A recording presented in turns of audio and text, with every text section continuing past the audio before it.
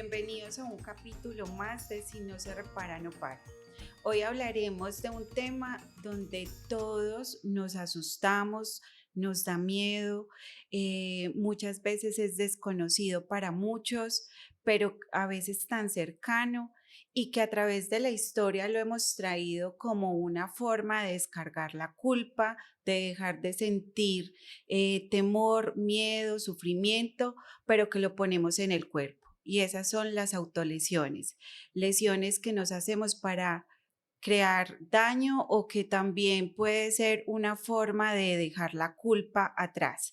Y para este capítulo traemos un invitado muy especial. Él se llama Nixon Icampié y hola Nixon, no te quiero presentar, que seas tú mismo el que te presentes. ¿Cómo estás? Gracias, buenos días. Primero que todo, mi nombre es Nixon Incapié, soy psicólogo clínico. Llevo más o menos 4 o 5 años como tal en el área clínica trabajando con niños, niñas, adolescentes y población adulta, con un recorrido como psicólogo y en el momento también como aspirante a magíster en psicología y salud mental. Nixon, ¿qué tan frecuente es que un niño, una niña, un adolescente, un adulto tengan estas conductas autolesivas? ¿Qué es una conducta autolesiva? Bueno, introduces un tema muy interesante y primero que todo para los que vean y escuchen, es un tema con mucho respeto porque aquellas personas que han pasado por las autolesiones o que están pasando en este momento, crean que desde este lado, desde este espacio, entendemos y alcanzamos a dimensionar algo del sufrimiento. Y precisamente cuando hablamos de conductas autolesivas, es algo que viene es propio hacia uno mismo, es hacia uno que viene ese acto y pues van directamente hacia el cuerpo, con una mayor prevalencia sobre el sexo femenino. Eso es algo que se ha podido observar.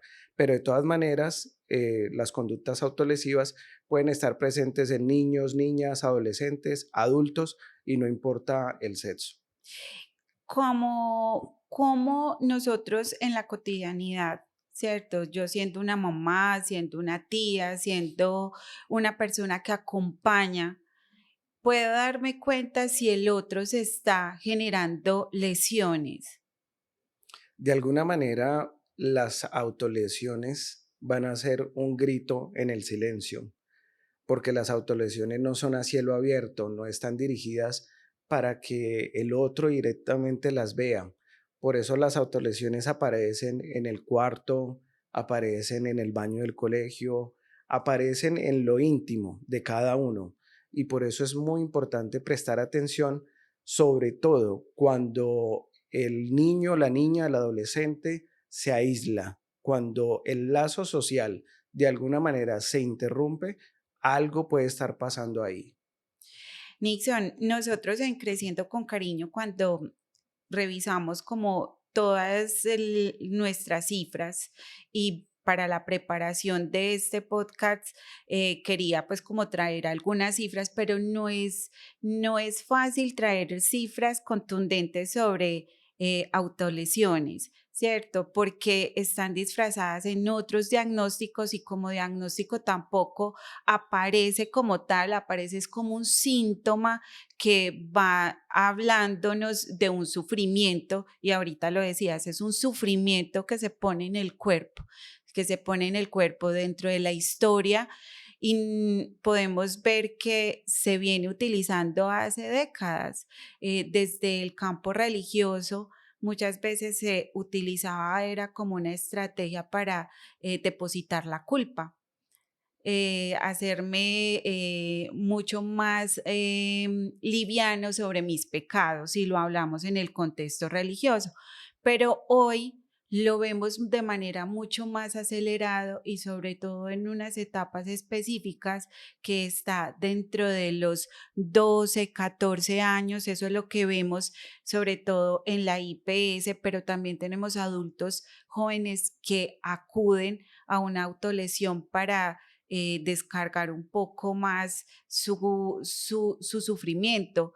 ¿Qué nos puedes decir? ¿Cómo lo has vivido tú al interior del consultorio? ¿Cómo podemos acompañar a todas estas personas, no solamente desde el cuidador? Sabemos que nuestro podcast va más dirigido a quien acompaña esa red de apoyo, porque siempre estamos mirando es cómo hacer que se identifiquen estas situaciones de afectación en salud mental y podamos acompañar como más a quienes lo padecen, pero ¿qué podemos decir y cómo lo vives y cómo lo observas en tu consultorio? Claro que sí. Bueno, pues a nivel del consultorio y a nivel pues de la IPS ha sido muy importante tratar este tema con varios chicos, chicas, ya que finalmente allí es donde pueden llevar ese sufrimiento. Precisamente aquello que no se habla, aquello que no se trata, es lo que va a salir por alguna vía. Y eso es lo que va a aparecer a través del tajo, a través de esos cortes que pueden ser sistemáticos, por ejemplo, a través de las lesiones con las uñas, a través de las quemaduras y una infinidad más de autolesiones.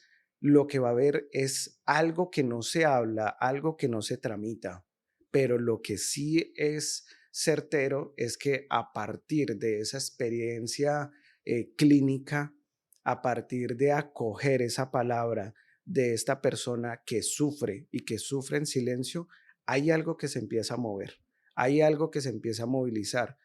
Y mencionabas un tema muy importante, el cuerpo fundamentalmente desde los inicios, si vamos a remontarnos a los griegos, el cuerpo era algo exuberante, era algo que tenía que ser muy bien visto, algo que debía ser muy bien cuidado. Y en este tiempo el cuerpo ha tomado otras formas.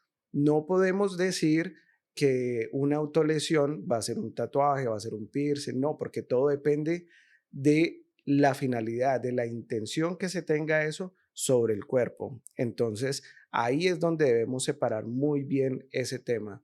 Y en el consultorio, básicamente lo que se hace es acoger a la persona que viene con este sufrimiento, que viene con este dolor y que lo ha estado sacando de otras maneras.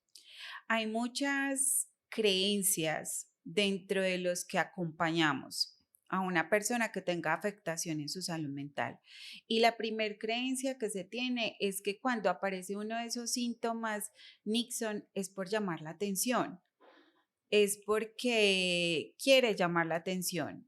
Y de esa manera se puede recibir y minimizar ese síntoma como una afectación en su salud mental. Incluso he escuchado muchos papás diciendo, yo no le voy a poner atención, eso es lo que ella busca, hasta dónde es llamar la atención o hasta dónde es realmente un grito de auxilio, porque están sucediendo otras cosas.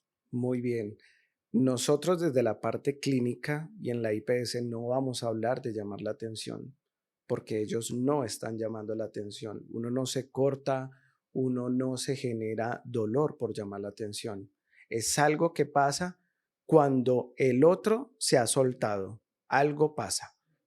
Tengo el caso de un chico que cuando sus padres se separan, cada uno tiene que lidiar con su sufrimiento, papá, mamá por aparte, y este chico a lo que acude es a iniciar con autolesiones. Empieza con tajos sistemáticos en su cuerpo, en silencio, y nadie se daba cuenta. Nadie se daba cuenta porque era algo que él llevaba solo, su sufrimiento lo llevaba solo. Solo que a veces este sufrimiento, por más de que se trate de tapar con un buzo, con una chaqueta, aún así con temperatura alta y lo que sea, por algún lado se va a ver. Y ahí es donde debemos estar muy prestos a mirar cuando nuestros hijos, hijas, nuestros familiares cambian su manera de vestir porque ocultan algunas partes del cuerpo, porque finalmente algo de lo que mostraba este chico es que cuando se queda solo, cuando se queda sin el otro en figura de sus padres, recurre a manifestar su dolor por una separación a través de tajos en el cuerpo. Nixon, ¿hasta dónde? esa manifestación, esa forma de comunicar diferente y esa relación con el cuerpo está ligada al suicidio, a tener una ideación suicida, un pensamiento de muerte. Bueno, ahí ya son temas muy diferentes, pero muy interesantes porque una cosa es la ideación suicida, otra cosa es la conducta suicida y otra cosa serían las autolesiones. No tiene Entonces, nada que ver porque la única cifra que encontré basada en un estudio científico con el rigor de lo que nosotros estamos acostumbrados a dar frente a las cifras es que el 80% de las personas que se generan alguna lesión, el 80% por ciento no tiene un pensamiento suicida, no tiene un plan. Entonces me llamaba la atención, sobre todo porque muchos de los cuidadores creen que porque tienen una autolesión, tienen un pensamiento suicida. Yo quisiera que habláramos un poquito sobre eso para aclarar que eso podría ser también otro prejuicio. muy bien, bueno, primero que todo, a nivel conceptual se nota que hay un vacío. Hay un vacío a nivel conceptual porque de alguna manera, cuando hay una conducta autolesiva, por ser en silencio, por ser algo privado, muchas veces no es reportado. Y nosotros reportamos al si vigila la conducta suicida, el acto suicida. Pero hay otros, como las autolesiones, esto no se documenta y son ya estudios que pueden hacer por aparte. Entonces, lo primero que observamos ahí es que hay un vacío conceptual. ¿Por qué? Porque como esto es un acto que es en silencio, que no se muestra a todo el mundo y que muy pocos se van a prestar para decir, sí, es que yo en algún momento de la vida me hice una autolesión, no hay tanta evidencia de esto. Pero finalmente, algo que sí puede mostrar la evidencia ya a nivel clínica y de lo que pasa como tal en los consultorios es que estas actividades, estas conductas han aparecido sobre todo en adolescentes, con más prevalencia en mujeres, pero también lo hay en adultos, también lo hay en niños, solo que es más visible en la adolescencia, porque en la adolescencia pasa algo muy interesante y es muchas cosas de las que habían pasado cuando niño emergen en la adolescencia. Por eso un trauma, alguna situación de la niñez, en la adolescencia es donde aflora, en la adolescencia es donde vuelve y emerge. Si algo no se trató, si algo no se reparó en la infancia, en la adolescencia sale a luz abierta. ¿Y sale por medio de qué? De autolesiones, sale por medio de la sangre, sale por medio del sufrimiento, del dolor. Lo que no se ha tramitado, eso es como un boomerang, va y viene. Por eso hay que reparar. Se necesita ayuda para reparar, se necesita ayuda cuando yo tengo algún familiar que sé que está generando lesiones en su cuerpo, Nixon. Al psicólogo no va solamente los locos, como era un mito urbano, que el psicólogo era para los locos, el psicólogo era para los que estaban mal. Al psicólogo deberíamos ir todos, porque hay algo de la historia de nuestras vidas que requiere ser pasado por la palabra. Así que esa es una invitación principal.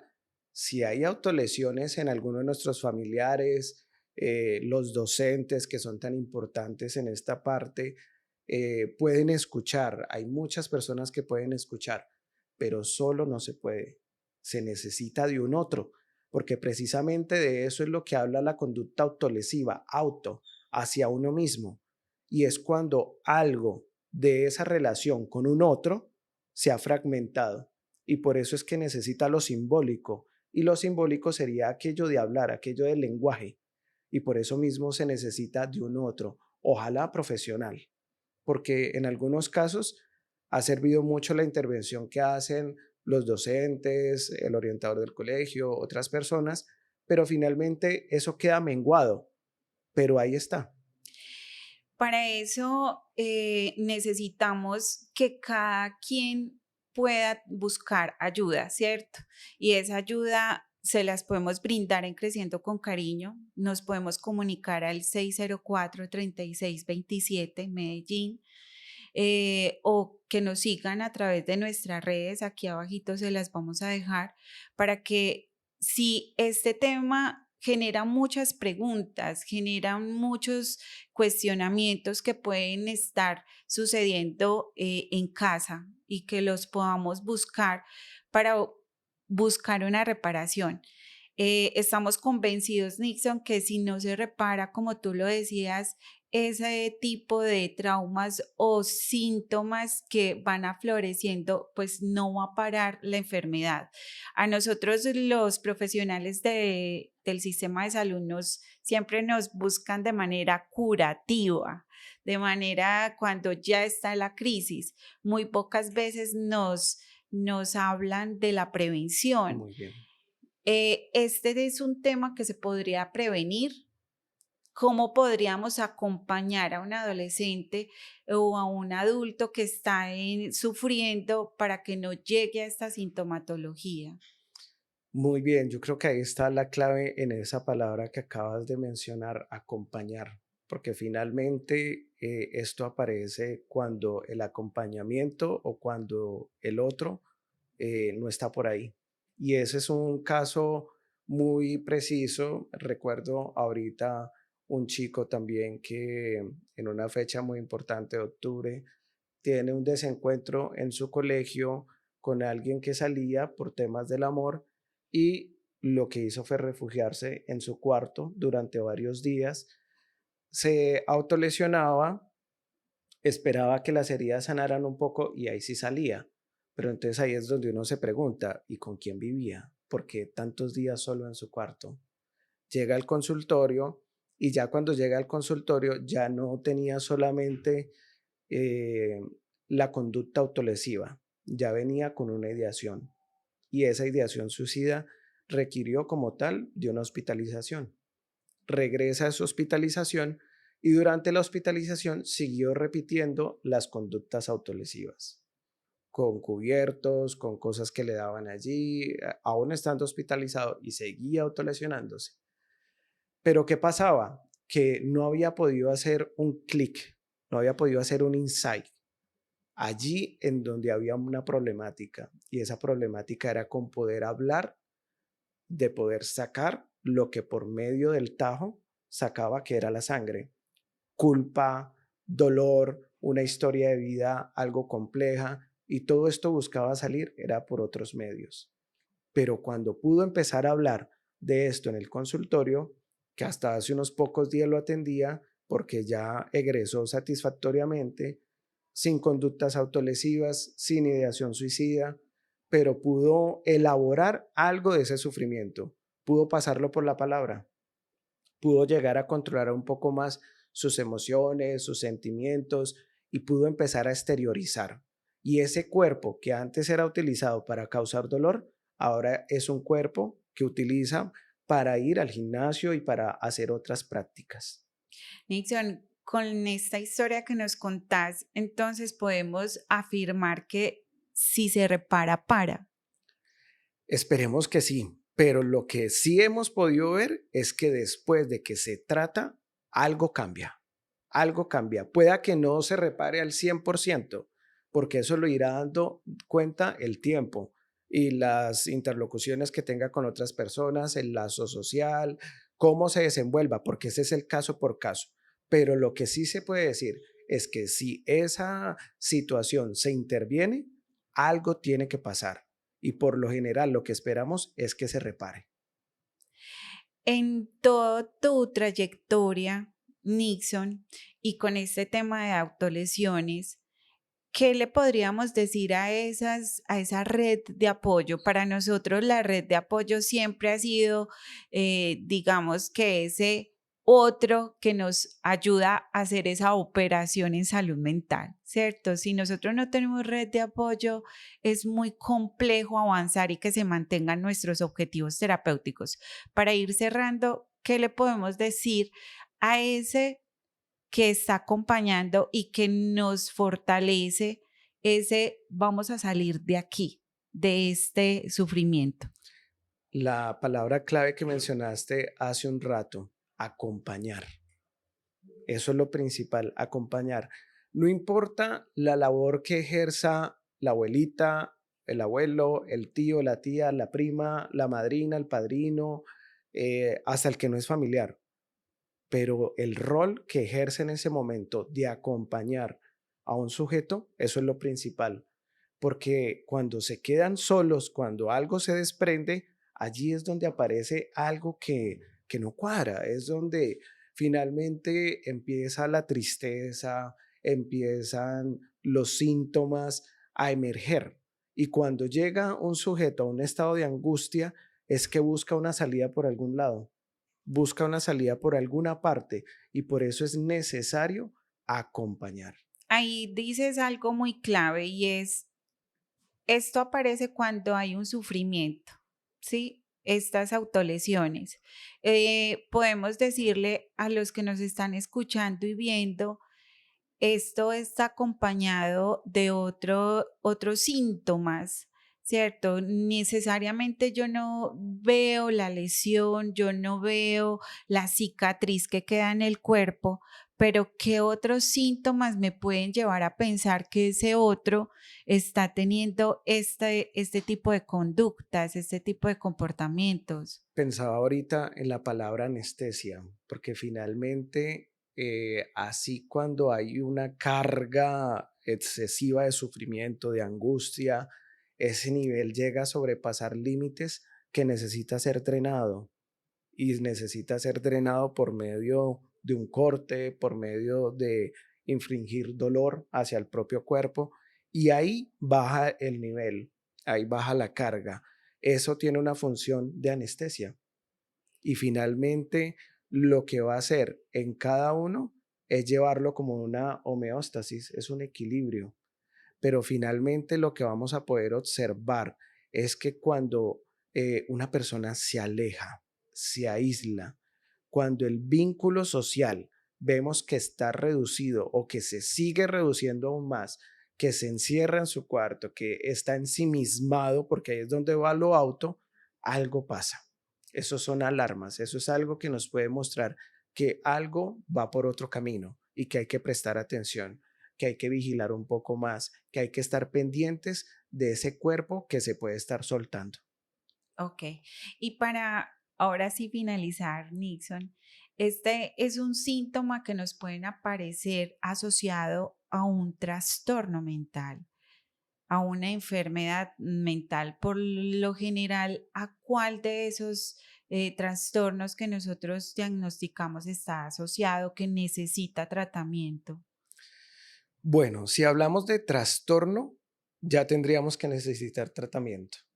Y toda intervención que se haga hacia el propio cuerpo, todo acto que se haga hacia el propio cuerpo necesita una atención. Entonces, estos son síntomas que están apuntando y que muestran que algo a nivel psíquico no está bien. Y por eso los invitamos a que si estás pasando por una situación de estas o hay un familiar tuyo, busca ayuda, porque esto no se puede hacer solo. Hay que buscar ayuda.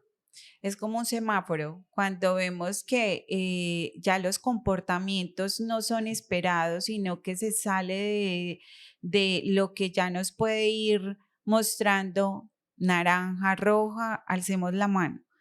Muchas gracias, Nixon, por estar aquí, por acompañarnos, por hacer parte de Creciendo con Cariño y convencidos de que se repara, necesitamos que ustedes hablen de esto con sus seres más cercanos, que podamos identificar, que podamos saber qué está pasando. Sabemos que una de las grandes dificultades es la poca comunicación que hay ahora en nuestras familias y esa poca comunicación es lo que permite que estos síntomas no nos muestren esas voces de auxilio que nos están gritando. El grito del Muchas silencio. gracias. Gracias.